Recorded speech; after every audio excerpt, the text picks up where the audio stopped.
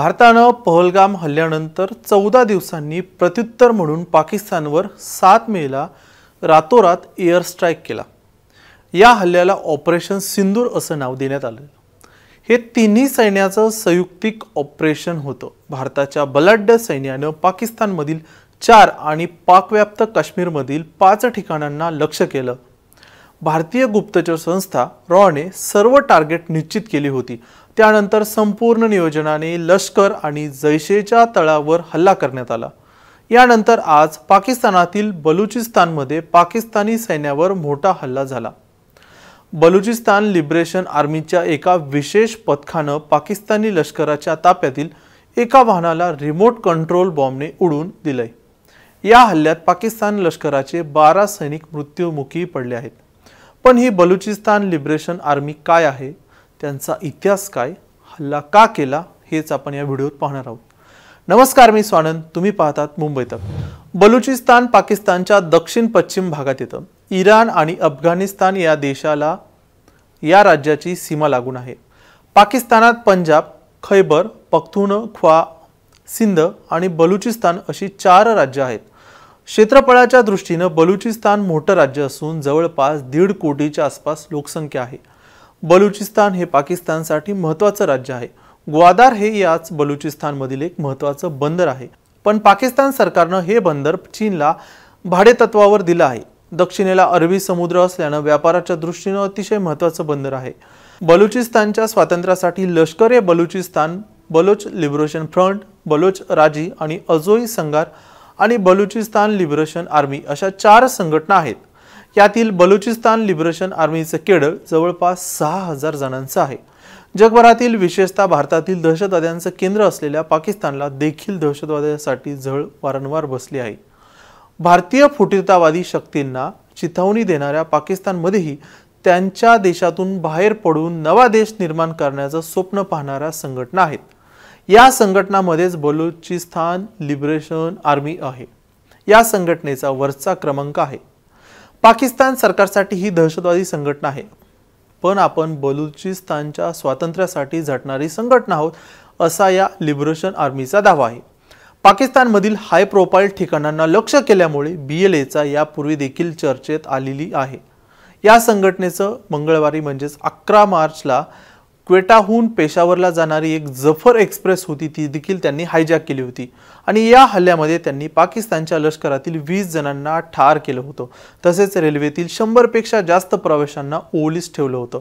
त्यामध्ये पाकिस्तान लष्कर आणि गुप्तचर संघटना ISI मधील व्यक्तींचाही समावेश होता। कोण आहेत हे बलूच? बलूच हा पाकिस्तानमधील एक समूह आहे। हा समूह पाकिस्तानमधील बलुचिस्तानसह इराण आणि अफगाणिस्तानमध्येही पसरला आहे।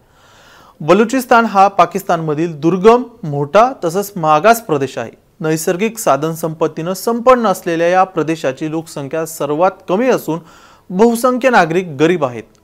या लोकांची एक विशिष्ट संस्कृती असून ती पंजाबी, पश्तू आणि सिंधी संस्कृतीपेक्षा वेगळी आहे। भारताच्या फाळणीनंतर 1947 मध्ये पाकिस्तानची निर्मिती झाली। यावेळी मोठ्या संघर्षानंतर या प्रदेशाचा पाकिस्तानमध्ये समावेश झाला। नैसर्गिक संपत्तीनं समृद्ध असूनही हा प्रदेश गरीब आहे। पाकिस्तान सरकार आणि लष्कर येथील संपत्तीचं शोषण करून ती अन्य भागात नेत आहे असा बलुची नागरिकांचा आरोप आहे।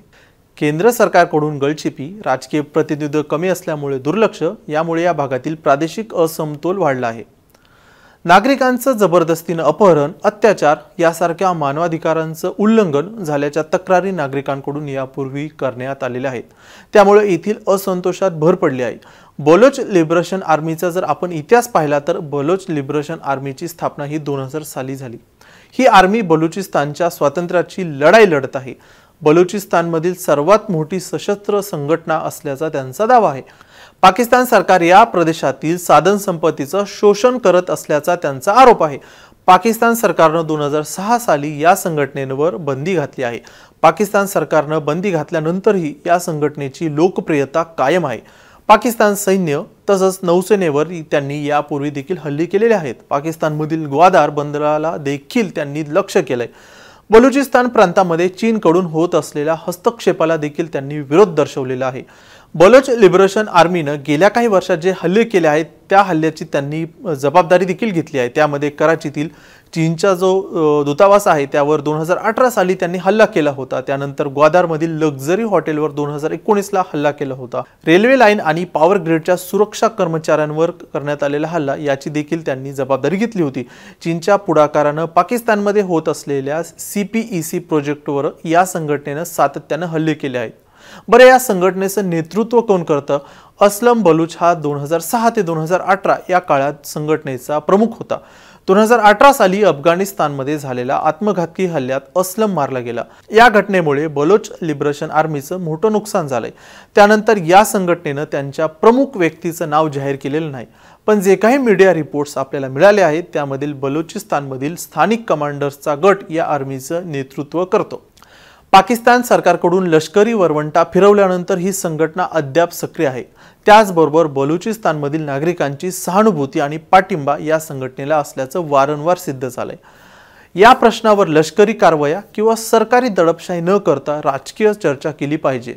त्यांच्या मुख्य प्रश्नावर कायमस्वरूपी उत्तर शोधण्यावर भर दिला पाहिजे, असं काही पाकिस्तानच्या विश्लेषकांचं म्हणणं आहे। बाकी तुम्हाला हा व्हिडिओ कसा वाटला आम्हाला कमेंट्समध्ये सांगा। बाकी इंडियन एअर स्ट्राईक जो पाकिस्तानवरती केला आहे त्या संदर्भातले सर्व व्हिडिओ मुंबई तकच्या टाइमलाईनवरती आहेत, तुम्ही आवर्जून पाहत राहा मुंबई तक।